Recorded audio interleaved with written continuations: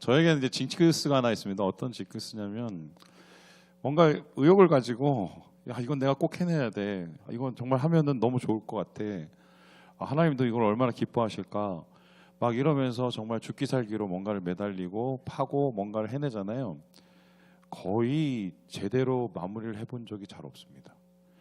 오히려 그냥 내가 의도치 않게 하나님께서 이건 해야 될 것 같아라고 마음을 주셔서 하면은 그거는 그 끝이 마무리가 참 좋은데 내가 뭘 해야겠다고 생각하고 내가 뭘 정말 이거는 열매를 거둬야겠다고 욕심을 내면 거의 대부분 마무리가 좋지가 않았어요.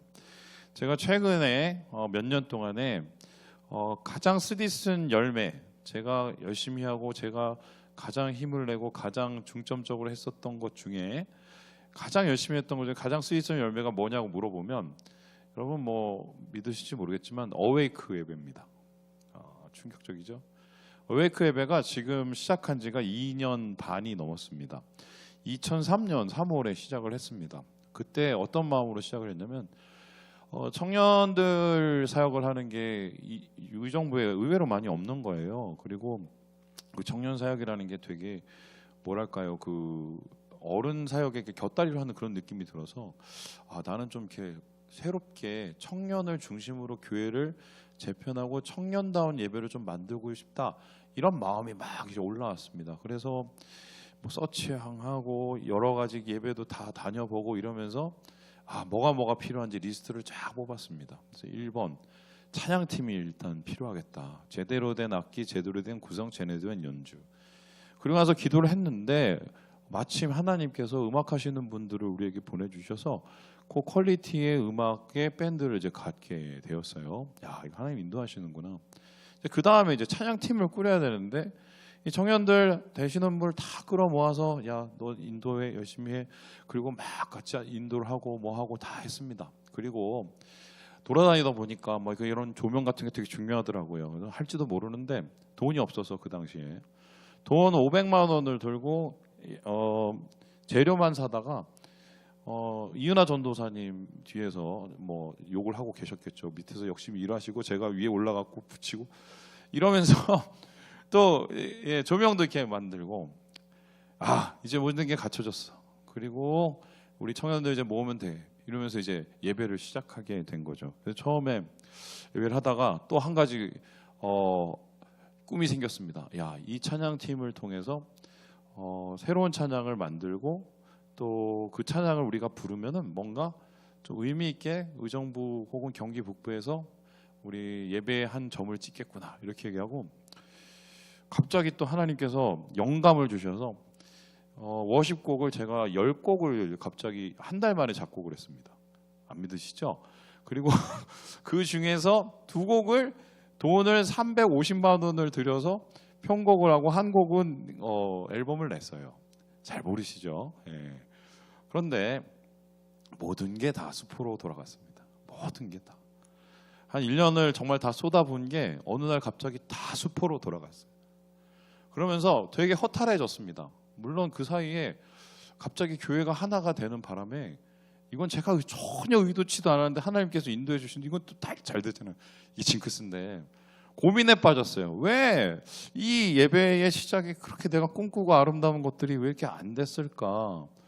도대체 무엇을 내가 놓친 건가? 우리가 뭐가 부족했을까? 뭐 이런 생각 되게 많이 했거든요.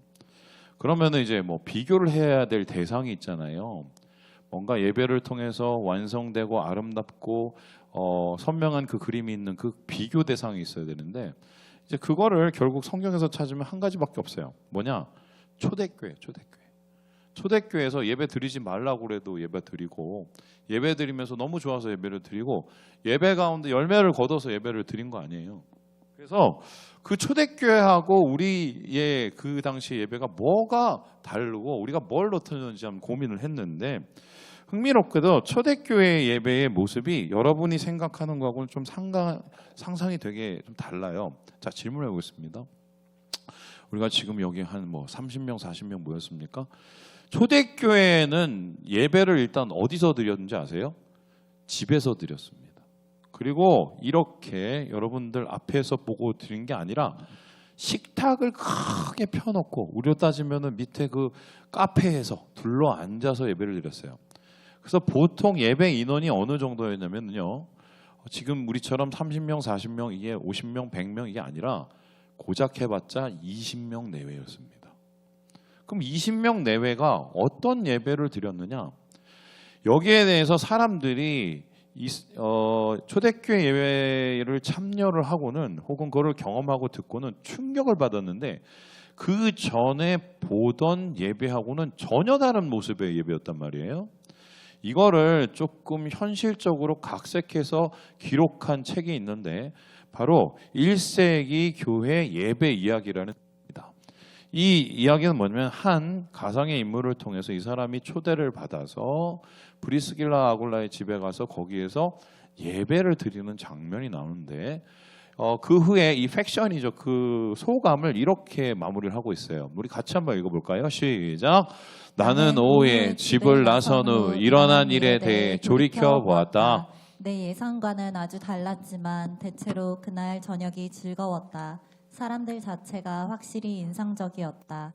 그들의 모임은 종교적 관점에서는 부정합적인 부분이 꽤 많았고 그들의 어떤 행동은 아주 이색적이어서 상당히 당황스러웠다. 그러나 만찬 중은 물론 만찬 후에 이루어지는 그들의 대화에는 이상하게도 그 자체로 무시할 수 없는 무언가가 있었다. 이 말을 한번 이렇게 정리해 보면 인상적인 부분은 있었지만 이질감, 불편함이 분명히 있었다는 거예요. 그 전에 알던 예배, 제사하고는 좀 달랐다는 거고 그런데 그냥 다르다라고 얘기하고 불편하다고 얘기하기엔 뭔가 좀 꿈틀거리는 감동이 있었다 이런 얘기가 되는데 왜 이렇게 기록을 하고 있을까? 이 그림을 보면 좀 이해가 될까요? 그 당시에 이 로마 사람들 1세기에서 예배를 드리도록 한다면 어느 쪽일 것 같습니까? 이쪽입니다. 이쪽. 예, 이쪽이에요. 한마디로 뭘 들고 가야 돼요? 살아있는 재물을 들고 가서 어떻게 합니까? 죽여요. 여러분 그 피비린내 맡아본 적 있습니까? 이 냄새가 진짜 장난이 아니거든요. 한두 마리 죽는 게 아니라 엄청 많이 죽여요. 그러면 그 예배를 드릴 때 피비린내가 쫙 진동을 하거든. 막 쇠 느낌 나는 막 이상한 야릇꾸리한 냄새가 있어요. 꼬질꼬질한 냄새. 그리고 막 울고 옆에서는 꽥꽥 거리고 잡고 그리고 막 잡아 당겨서 안에 끌어 넣고 그리고는 막 뿌리고 막 태우고 막 그리고 나눠서 나 또 저쪽에서는 태워 먹고 앉았고 막 이게 뭐 정말 혼란 그 자체에 시끄럽고 막 이런 굉장히 자극적인 예배였단 말이에요. 그래야 신이 기뻐한다고 생각을 했습니다. 그런데 그림 다시 보여주세요. 지금 초대교회 예배는 거기에 비해서 완전히 뭐 아무것도 없어요. 재물도 없어요. 그냥 탁자 둘러 앉아서 한 20명 정도 되었고 많으면 보통 10명. 그냥 뭐 먹어. 얘기해.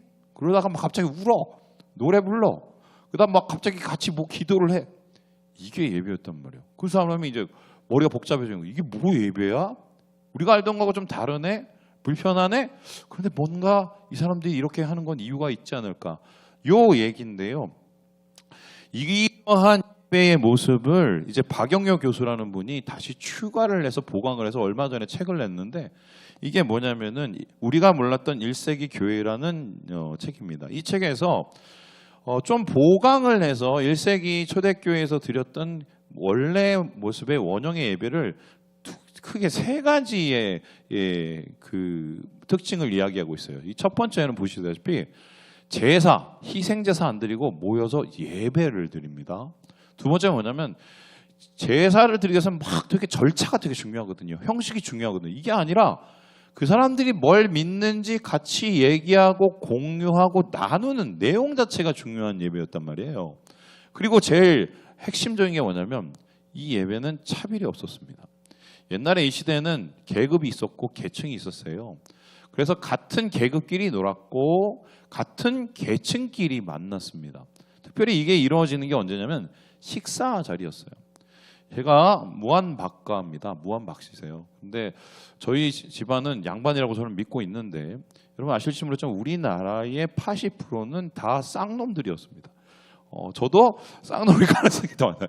근데 우리 그 본가에 가면은 막 그 칼도 있고 막 무인이셨거든요. 그래서 뭐 맡아 하니까 뭐 그냥 좀 믿는데 어쨌든 제가 만일에 진짜 무한박과 몇 대 손이라면 여기서 저하고 겸상을 못할 사람이 80%입니다. 여러분 나하고 밥 먹는 게 행복한 줄 알아요? 그런데 이 당시는 더 심했어요. 이 귀족, 왕, 그다음에 평민, 그 노예, 이게 완전히 피라미드 구조였단 말이에요. 겸상 말도 안 됩니다. 그리고 여기 더 중요한 게 있는데 사람들끼리 예배를 드리면 뭘 했느냐? 예를 들어서 승지하고 나오고 그냥 가는 게 아니라 우리가 뭐 사랑하고 축복합니다 이러고 손을 잡지만 그 당시에는 뽀뽀를 했습니다. 한번 해볼까요? 이걸 가리켜서 뭐라고 그러냐면 거룩한 입맞춤이라고 하는데, 물론 입을 맞추진 않겠죠. 뭐 이렇게 맞추는 척 했겠죠. 이거는 계급도 맞고 계층도 맞고 나하고 성향이 맞는 나의 가장 절친에게만 하는 행동이었단 말이에요. 근데 예배드리러 갔더니 얘네는 쌍놈하고 귀족이 입을 맞추고 앉았고 또 종하고 무슨 귀족들이 밥을 먹고 이 도대체 뭐지? 얘네 도대체 뭐 하는 거야? 이런 일들이 벌어지고 있었단 말입니다. 왜 이런 일이 벌어지고 있었을까? 오늘 말씀에 거기에 대한 좀 흔적이 남아 있는데요. 우리 함께 16절의 말씀을 같이 한번 읽어보도록 하죠. 시작. 그리스도의 말씀이 여러분 가운데 풍성히 살아있게 하십시오. 온갖 지혜로 서로 가르치고 권고하십시오. 감사한 마음으로 시와 찬미와 신령한 노래로 여러분의 하나님께 마음을 다하여 찬양하십시오. 이게 바울 서신에 있는 몇 안 되는 초대교회 예배의 모습을 드러난 구절인데요. 여기 보니까 말씀도 있고 찬양도 하고 감사도 하고 서로 교제도 하고 이런 일들이 있습니다. 그런데 흥미로운 건 이런 초대교회 교회의 모습의 예배의 모습을 지금 표현하고 있는 건 딱 한 절이에요. 그럼 이 본문에서 더 많이 다루고 있는 게 뭐냐면 이렇게 예배를 드리는 사람, 다시 말해서 예배자입니다. 그 예배자의 모습을 9절에서 10절에 이렇게 얘기하는데요. 이것도 같이 한번 읽어볼까요? 시작. 서로 거짓말을 하지 마십시오. 여러분은 옛 사람을 그 행실과 함께 벗어버리고 새 사람을 입으십시오. 이 새 사람은 자기를 창조하신 분의 형상을 따라 끊임없이 새로워져서 참 지식에 이르게 됩니다. 예배를 드리는데 뭘 벗으래요? 뭘 입으래요? 왜 예배를 드리는데 입고 벗고를 하는가? 뭐 여기에 대해서 어떤 학자는 골로새라는 지역이 직물 공장이 있었거든요. 그래서 아마 그런 의미에서 옷에 대한 얘기를 비유로 한 게 아닌가 싶지만, 사실은 이 구절을 가지고 학자들이 팽팽하게 논의하고 있는 게 바로 이 구절은 이 그림을 기억하면서 얘기한 게 아닐까 싶습니다. 보여주시죠. 대제사장입니다. 제사장은 뭐냐? 많은 사람들이 예배하지만 그 예배하는 사람의 맨 앞에서 그 사람들을 위해서 대신 제사하는 사람들이 제사장이고 그 사람 중에 최고가 대제사장입니다. 그렇다면은 이 대제사장이 어떻게 예배를 드리는가에 따라서 다른 사람들의 모습들이 예배 가운데 나아갈 수 있는지, 은혜를 누리는지가 정해지게 됩니다. 그렇다면은 대제사장, 제사장들은 어떻게 예배를 드렸을까? 다시 그림을 보시죠. 굉장히 까다로운 준비 과정이 있었어요. 저기 보이는 저 옷을 여러분 어떻게 보실지 모르지만 저게 거의 4겹, 5겹 껴 입는 겁니다. 그리고 그냥 긋는 게 아니라 이게 입는 방법이 있고요. 그리고 그걸 위해서 그 전날부터 혹은 일주일 전부터 준비하는, 목욕제기하고 뭐 장난이 아니에요. 지금 예배의 모습이 어떻게 이루어지냐? 마치 대제사장들이 제사를 준비하고 예배를 준비하듯이 하나님이 기뻐하는 진짜 제대로 된 예배를 드리기 위해서는 바로 예배 절차나 예배 형식이나 예배의 여러 가지 부대가 중요한 게 아니라 뭐냐? 예배자 자신이 준비돼야 된다는 게 중요한 거예요. 그렇다면 제가 왜 망했는지, 물론 망했다고 하면 여러분 억울하실 분은 있지만 이유가 한 가지를 딱 찾았어요. 뭡니까? 뭐 조명도 준비했어요. 그리고 무슨 뭐 음악도 만들었어요. 또 앨범도 냈어요. 준비가 안 된 게 한 가지가 있더라고요. 예배자예요. 아무리 부대적인 것들을 많이 만들어도 예배자가 준비가 안 되면 이건 공허한 메아리에 불과한 거죠. 그래서 저는 뭐 호기를 갖고 열심히 뭔가를 했을지 모르겠지만 저조차도 과연 하나님이 원하시는 예배의 마음을 내가 품고 그것을 위해서 달려갔을까 했을 때 마음이 좀 나뉘어졌던 것 같아요. 지금 돌이켜 보니까 생각을 하는 거죠. 자, 그렇다면 오늘 여러분과 뭔 얘기를 하려면 우리가 지금 앞으로 2년 반 또 우리가 1년 예배 공동체를 어웨이크로 만들어 가야 될 텐데 정말 하나님이 원하시는 예배 이게 제대로 드리려면 어떻게 해야 되느냐. 단순히 음악, 단순히 장소 이걸 떠나서 주님이 찾으시는 그 예배자가 되어서 이것을 통해서 우리도 잘 되고 회복되고 은혜를 누리기 위해서 우리가 어떻게 준비돼야 되나 이 얘기를 여러분과 함께 나누려고 합니다. 근데 오늘 말씀을 봤더니 이 예배자의 준비 방법을 세 가지로 이야기를 하고 있더라고요. 우리 첫 번째 같이 한번 읽어보도록 하겠습니다. 시작. 거룩의 옷을 입어라. 무슨 옷을 입으라고요? 거룩의 옷. 여러분 예배 드릴 때는 드레스 코드가 있습니다. 제가 미국에 갔었을 때 되게 재밌었던 게 뭐냐면 흑인 교회도 가보고 그 다음에 에이시안 교회도 가보고 그리고 백인 교회도 가보고 그 리버럴한 완전히 그 펜타코스트 처치도 가봤습니다. 입는 옷들이 다 달라요. 흑인 교회는 이렇게 정장을 입고 와서 예배 드립니다. 그리고 백인 교회도 정장 입고 나오는 교회가 있는데 펜타코스트 이 오순절 쪽은 허름한 거에다가 목 다 늘어진 이런 거 입고 예배를 드리더라고요. 야, 이게 예배드리는 모습이 각자의 모습과 양식과 문화에 따라 다르네. 그런데 이 당시에 대제사장이 하나님 앞에 예배를 드리기 위해서는 하나님이 원하시는 갖춰진 복장으로 예배를 드렸어요. 그것 이미지를 그대로 따와서 바울은 뭘 하냐? 주님 앞에 제대로 된 예배를 드리려면 예배자들은 이런 옷을 입어야 된다고 얘기를 하는데요. 우리 함께 말씀을 같이 한번 읽어보겠습니다. 시작. 그러므로 여러분은 하나님의 택하심을 입은 사랑받는 거룩한 사람답게 동정심과 친절함과 겸손함과 온유함과 오래 참음을 옷 입듯이 입으십시오. 예배자가 입어야 될 드레스 코드는 5가지 이 직물로 짠 드레스인데 동정, 친절, 겸손, 온유, 오래 참음이라고 얘기합니다. 동정이라는 건 뭐냐면 컴패션, 공감하는 마음이에요. 친절한 마음이라는 것은 뭐냐면 불쌍히 여기는 마음이에요. 겸손이라는 마음은 뭐냐면 자랑하지 않는 마음이고요. 온유함은 너그러운 마음. 그 다음에 오래 참으면 기다려주는 마음을 뜻합니다. 그래서 이러한 직물로 짠 예배자의 옷을 입고 하나님 앞에 나와야 제대로 된 예배를 드릴 수 있다는 건데요. 그런데 여기서 말한 이 5가지의 직물에 공통점이 있습니다. 그게 뭔지 아세요? 대인 관계에 대한 것이에요. 그렇죠? 근데 신기하지 않습니까? 예배는 하나님 앞에 드리는데 왜 하필이면 예배를 드리는데 옆에 사람하고 관계되는 그런 것을 통해서 옷을 입어라, 마음의 옷을 입어라 이렇게 얘기를 할까요? 여러분 여기에 대해서는 굉장히 중요한 하나님의 포인트가 있어요. 예수님께서 산상수훈을 가리켰어요. 산상수훈은 십계명과 모세의 오경의 새로운 해석이었습니다. 그때 예수님께서 굉장히 중요한 얘기를 하셨는데 구약 성경을 압축해서 한 단어로 줄이면 뭐라고 말씀하시는지 아십니까? 그게 바로 마태복음 7장 22절에 나옵니다. 우리 같이 한번 읽어보도록 하죠. 시작. 그러므로 너희가 무엇이든지 남에게 대접을 받고자 하는 대로 너희도 남을 대접하여라. 이것이 율법과 예언서의 본뜻이다. 뭘 하라고요? 대접이에요. 우리 생각엔 사랑이라고 생각을 했는데 여러분 구약 성경을 2자로 줄이면 하나님 사랑, 이웃 사랑이거든요. 근데 이거를 하나로 줄이면 뭐냐? 대접입니다. 그럼 어떻게 대접을 하느냐? 네가 받고 싶은 대로 누군가에게 대접을 하라는 겁니다. 이제 결혼을 하면서 고난의 길을 가시는 우리 선생님께 제가 말씀드렸는데 왜 신혼 때 죽도록 싸우느냐? 물론 안 싸울 수도 있어요. 속으로 싸울 수도 있고 뒤에서 째려볼 수도 있고 미워할 수도 있어요. 하지만 왜 신혼 때 죽도록 그러느냐? 이유는 단 한 가지. 너는 왜 나 같지 않아요? 나는 이렇게 하는데 너는 왜 이렇게 안 해? 난 이렇게 생각하는데 너는 왜 이렇게 안 해?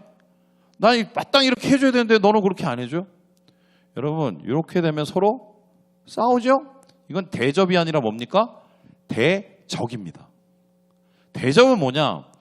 내가 이 친구에게 듣고 싶은 말, 내가 이 친구에게 받고 싶은 거를 그 사람한테 똑같이 해주는 거예요. 왜냐? 사람은 세계에서 제일 사랑하는 사람이 자기 자신이거든요. 그건 인간이잖아요. 나를 사랑하듯이 누군가를 사랑하는 것이 가장 개인적인 인간관계, 성경적인 인간관계의 시작이라는 것입니다. 근데 이게 왜 예배하고 관련되나? 여러분, 제가 목사예요. 제가 우리 아내랑 이제 여러 번 많이 싸웁니다. 요즘에 안 싸워요. 왜 안 싸우냐? 힘이 빠져서도 그렇지만 예배를 못 드리겠어요. 당장 다음 날에 강단을 서야 되는데 새벽 기도가 정말 죽을 맛이야. 이게 싸우면 그 다음 못 써요. 마음이 불편해서. 관계가 불편한데 서로 예배를 드릴 수가 있어요? 하나님은 우리 가운데 임하시는데 서로 대적하는 관계 속에서 어떻게 하나님이 그 예배를 받으시겠습니까?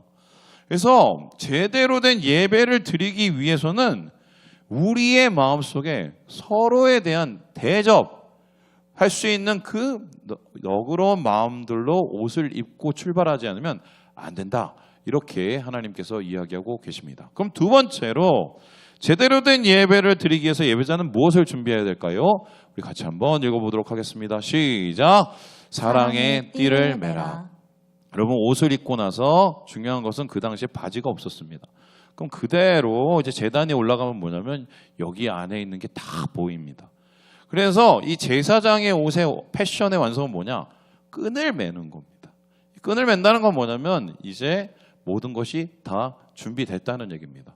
마찬가지로 하나님께서는 바울을 통해서 우리가 예배자로서 준비 위해서는 앞에서 본 그 예배 거룩의 옷에다가 띠를 매라고 하는데요. 우리 같이 한번 14절의 말씀을 읽어보도록 합니다. 시작! 이 모든 것 위에 사랑을 더하십시오. 사랑은 완전하게 묶는 띠입니다. 사랑으로 띠를 띠우라고 그럽니다. 그게 어떤 뜻일까? 여러분 생각을 해보세요. 뭐 긍휼한 마음, 온유한 마음, 오래 참는 마음, 이거를 우리가 이악물고는 할 수 있지만 그 이악무는 건 오래가지 못합니다. 이러한 모든 것이 대인관계에서 대접하기 위한 마음이 준비되기 위해서는 우리 마음에 그 사람을 사랑하는 마음이 없으면 안 돼요. 그래서 바울 선생님은 고린도전서 13장에 이렇게 얘기를 할 수 있는데 우리 같이 한번 읽어보도록 하겠습니다. 시작! 내가 내 모든 소유를 나누어 줄지라도 내가 자랑 삼아 내 몸을 넘겨줄지라도 사랑이 없으면 내게는 아무런 이로움이 없습니다. 여기에서 충격적인 게 뭔지 아십니까? 여러분, 사랑이 없어도 소유를 나눠줄 수 있어요. 구제할 수 있어요. 사랑이 없어도 자기의 몸을 희생할 수도 있어요. 사랑이 없어도 봉사를 할 수가 있어요. 그런 분들 되게 많습니다. 그런데 중요한 건 그러면 나중에 남는 게 아무것도 없어요. 그래서 이 사랑이라는 건 뭐냐면 우리가 하나님 안에서 한 공동체를 세우고 예배를 하게 만드는 모든 덕목에 공급하는 에너지예요. 사랑이 없으면 예배 자체가 돌아갈 수가 없어요. 그래서 하나님께서는 이렇게 사랑을 중요시 여기는데 왜 이만큼의 사랑을 중요시 여기는가? 저는 이거를 생각하면서 갑자기 떠오르는 그림이 한 가지가 있었습니다. 보여주시죠. 바로 이건데요. 여러분 여기 혹시 이게 뭔지 아십니까? 이게 일본의 도자기의 하나인 킨즈기라는 겁니다. 이게 언제적부터 시작이 되냐면 15세기에 한 장군이 돈이 좀 돼갖고 중국에서 도자기를 수입을 했어요. 근데 오다가 막 쿵쾅쿵쾅 하면서 막 깨진 거야. 그 당시에 도자기가 금보다 막 극가격이었거든요. 기분 나쁘잖아. 이거 어떻게 해? 어떻게 할 거야? 물러왔어요. 이거 어떻게 해? 그래서 어떻게 해요? 그 사람들이 머리를 짜냅니다. 그리고는 깨어진 도자기에다가 오칠을 해요. 붙여요. 그리고 거기다 뭘 집어넣어요? 금을 거기다가 뿌려서 이렇게 새깁니다. 그래서 킨즈기라는 말이 뭐냐면 금을 입히다라는 뜻인데 다시 보여주세요. 중요한 것은 이렇게 깨진 도자기에다가 금을 입혀놨더니 이거는 그냥 수선이 아니라 뭐가 돼요? 새로운 예술품이 돼요. 저는 사랑의 중요성을 바로 그거라고 생각합니다. 여기 보면 깨지고 상하고 엉망주 쟤는 왜 저 모양이야? 쟤는 왜 저렇게 됐어? 야, 쟤는 아닌 것 같아. 이런 분들 있을 겁니다. 아마 그런 분은 자기가 그런 분인지도 모를 수도 있어요. 대부분 모르더라고요. 그게 지라는 걸 몰라. 저도 마찬가지였으니까요. 그런데 중요한 것은 그 사람은 어떻게 회복이 되느냐. 킨즈기를 하면 됩니다. 그렇게 할 수 있는 방법이 뭐냐? 사랑으로 덮는 거예요. 바로 그것을 통해서 하나님 앞에 같이 예배 드릴 수 있는 시간과 공간이 열리기 때문이다. 그래서 하나님께서는 이 사랑의 예배가 얼마나 중요한지 예배자의 준비 과정을 우리에게 설명을 하고 있습니다. 그렇다면 마지막으로 하나님께서 원하시는 예배자의 준비는 무엇일까요? 우리 같이 한번 읽어보겠습니다. 시작. 평강의 길로 나아가라. 이렇게 옷을 입고 띠를 메고 이제는 런웨이를 걸어가야죠. 그 예배의 최종적인 목적지는 뭐다? 평강이라고 얘기하는데요. 우리 말씀을 같이 한번 읽어보도록 하겠습니다. 시작. 그리스도의 평화가 여러분의 마음을 지배하게 하십시오. 이 평화를 누리도록 여러분은 부르심을 받아 한 몸이 되었습니다. 또 여러분은 감사하는 사람이 되십시오. 여러분 언제 평안하십니까? 여러분에게 있어서 평안은 어떻게 이루어집니까? 성경은 예배의 최종 목적지가 평안이라고 얘기합니다. 그런데 사람들이 보통 평안하다고 생각할 땐 그것을 감정으로 받아들입니다. 내가 마음이 뭔가 편한 거. 그런데 평화를 나타내는 에이레네는 그런 의미하고는 좀 달라요. 이건 되게 복합적인 완성적인 단어인데요.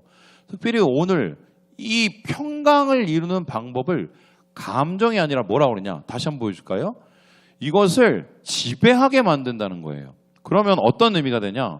평화는 감정이 아니라 의지예요. 내가 준비된 마음으로 예배자의 옷을 입고 사랑을 띄우고 나아갈 때 그것이 최종적으로 평강에 이르게 하기 위해서는 우리가 계속적으로 그 평강에 가도록 치지 않으면 안 된다는 것이에요. 그래서 실제적으로 이 지배한다는 단어가 다음과 같은데요. 보여주실까요? 이 브라비오인데요. 이거는 계속적으로 내 마음을 이끌어간다는 얘기입니다. 하나님께서 내 마음을 인도해서 하나님의 평강의 목적지로 갈 수 있도록 우리가 그 마음을 이렇게 오픈해야 된다는 거예요. 그래서 예배를 위해서는 이런 평강을 위해서 우리의 의지가 필요합니다. 자, 그렇다면 이 평강 예배의 결론은 어떻게 만들어질까? 여러분 요즘에 국제적으로 가장 심각하게 훼손된 단어가 뭐냐? 저는 이 평화, 평강, 화평이라고 생각을 합니다. 왜냐?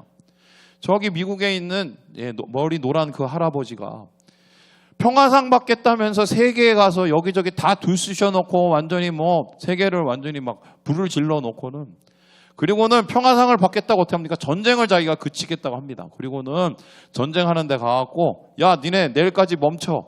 위력을 다해서 평화를 강구해놓고 자 이렇게 하는데 네가 평화상 안 줘? 평화상 안 주면 내가 관세 때릴 거야? 이러고 앉았어요. 그래서 보통 이 사람의 머릿속에는 뭐가 있느냐? 평화는 힘이 있어야 이루어지는 거야. 그래서 교회가 아니죠. 우리나라에서도 뭘 받아서 그렇게 기분이 째졌습니까? 왕관을 받고 이 왕관을 통해서 평화를 이루겠다고 이 사람은 생각을 하고 있는 거죠. 이런 생각은 근데 그전에도 있었어요. 왜냐하면 평화는 힘으로 이루어진다는 생각이 있었거든요. 그런데 그렇게 이루어질 수 있는 평화는 얼마 못 가요. 힘은 영원하지 못하거든요. 근데 성경에 있어서 우리의 예배 최종 목적인 이 평강은 어떻게 이루어지느냐?